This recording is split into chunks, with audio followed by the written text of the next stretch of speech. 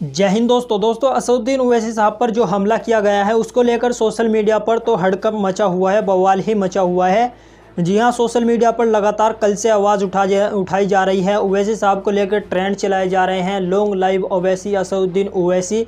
लेकिन अब जो ओवैसी साहब के समर्थक हैं, जो ओवैसी साहब को पसंद करते हैं, उनका गुस्सा अब ज़मीन पर आकर भी दिखने लगा है। जी हाँ, वो प्रदर्शन करने लगे हैं। आपको बता दूं, हैदराबाद से भी खबरें आ रही हैं। हैदराबाद के अंदर कल रात जैसे ही ये खबर उन लोगों को हैदराबाद के अंदर पता चली, तभी वहाँ पर से सारी बाज़ार मार्केटें बंद कर दी गई थी। और आज भी हैदराबाद के अंदर सभी मार्केट दुकानें जो है वो वहाँ के लोगों ने बंद की हुई है।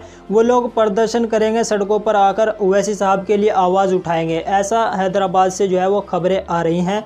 लेकिन दोस्तों, अब इंडिया के हिंदुस्तान के अंदर भी जगह जगह पर प्रोटेस्ट किए जा रहे हैं ओवैसी साहब को लेकर। और कल की रिपोर्ट में मैंने आप लोगों को बताया था कि किस तरीके से इम्तियाज़ जलील साहब जो है वो संसद में रात को ही पहुंच गए ओवैसी साहब की आवाज़ उठाने के लिए।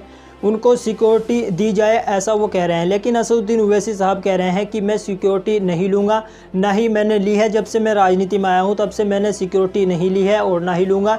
ये मोदी सरकार की जिम्मेदारी है कि वो मेरी जान की हिफाजत करे।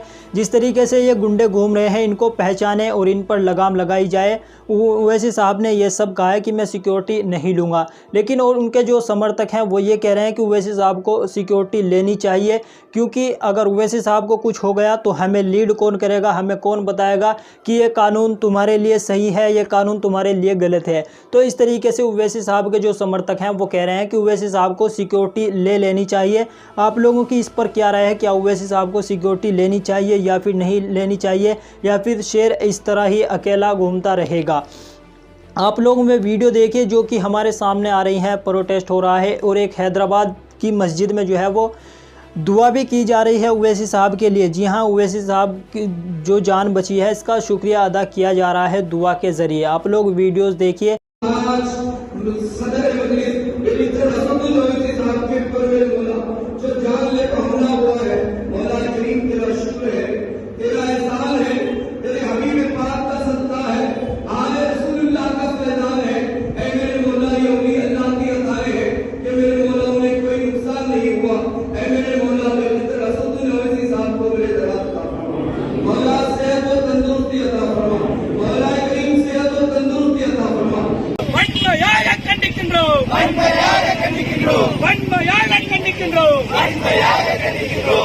மீது துப்பாக்கி சூடு நடத்திய பயங்கரवादिகளை கண்டிக்கின்றோம்।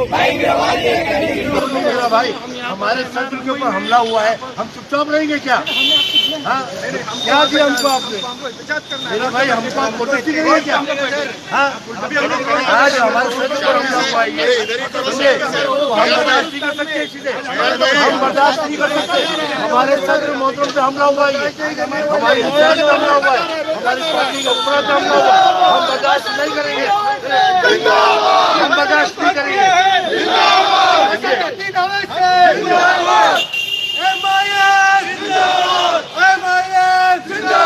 बस दुआ ए ओवैसी, सलामत रहो तुम सदा, है हमारी खुदा से यही बस दुआ।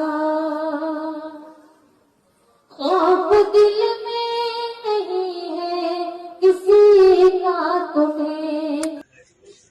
आज हमारे कौमी सदर बैरिस्टर असदुद्दीन ओवैसी साहब जब दौलाना से कैंपेन करके दिल्ली की तरफ वापस आ रहे थे, तो डासना टोल पर कुछ शरपसंदों ने एक बुज़दिलाना हमला किया और बिल्कुल 10 फीट की दूरी से 2 डायरेक्शन पे उनको गोली चलाई। एक लेफ्ट जहाँ सदर साहब का दरवाज़ा उस तरफ से गोली चलाई, एक सामने से गोली चलाई। वो तो सलाम हमारे यामीन खान साहब को, जिन्होंने बहुत ही दिमाग से काम लिया और आगे वाली गाड़ी जो हाजी गुलाम साबिर साहब की थी उसको धक्का मारा, और हाजी गुलाम साहब की गाड़ी जैसी आगे बढ़ी थोड़ी सी जगह निकली, उसी में से उन्होंने निकाल दी।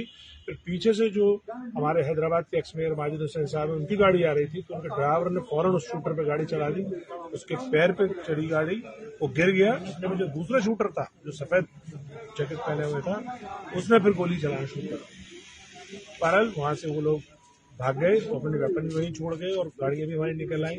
फिर आगे जाके सदर साहब ने गाड़ी अपनी चेंज करके और वो दिल्ली पहुंचे। तो अभी जो दिल्ली में उन्होंने मीडिया से भी मुखातिब हुए हमारी पूरी दिल्ली की टीम यहाँ मौजूद थी और हम भी ये एक मैसेज देना चाहते हैं। सबसे पहले तो अपने मजलिस के सभी साथियों को ये मैसेज देना चाहते हैं कि अल्लाह का शुक्र अदा करिए, वो नफिल शुक्राने के पढ़िए कि हमारा एक कौमी सदर जो बहुत ही इस वक्त मिल्लत इस्लामिया हिंद और इस जमहूरियत के लिए बहुत ही कीमती हीरा है, अल्लाह ने उसे महफूज रखा और सारे कोई उन पर खरोच तक नहीं आई, ये अल्लाह का एहसान। दूसरा बात, यहीं से हमें ये पता चलता है कि हमें कितना मुकाबला करना है, कितनी लड़ाई लड़नी है। जैसे ही आप अपनी हक की आवाज़ उठाते हो, दुश्मन आपके खिलाफ हो जाते हैं और आपके वजूद को मिटाना चाहते हैं। तो अब दोस्तों, अब ये मौका है, उठ खड़े हो जाइए और अपनी हिस्सेदारी और भागीदारी को यकीनी बनाइए। और खासतौर से उत्तर प्रदेश की आवाम को ये मेरी अपील है कि आप लोग इसका जवाब वोटों में से दीजिए। आप चुनाव में दुश्मन ताकतों को हरा के दीजिए, अपनी हिस्सेदारी और अपनी सियासी ताकत को मजबूत करके दीजिए। और आप समझ लीजिए कि अगर आज आप नहीं उठे तो बहुत देर हो जाएगी। आज एक जो हिंदुस्तान का इतना बड़ा जमहूरी निजाम का पासवा, इतना बड़ा नेता जो 2 बार का एमएलए और 4 बार का, बड़े अफसोस की बात है हमारे और आपके और सदर कमेटी के असदुद्दीन अवैसी साहब पर आज गोलियों से हमला किया गया है।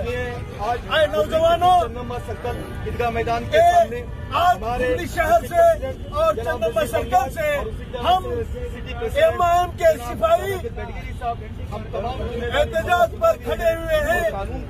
आने वाले दिनों में जो एक हरामी फरार हुआ है उसे अरेस्ट नहीं किया गया तो सारे हिंदुस्तान में आने वाले कल में सारे हिंदुस्तान में एमआईएम पार्टी के जानिब से एहतजाज किया जाएगा।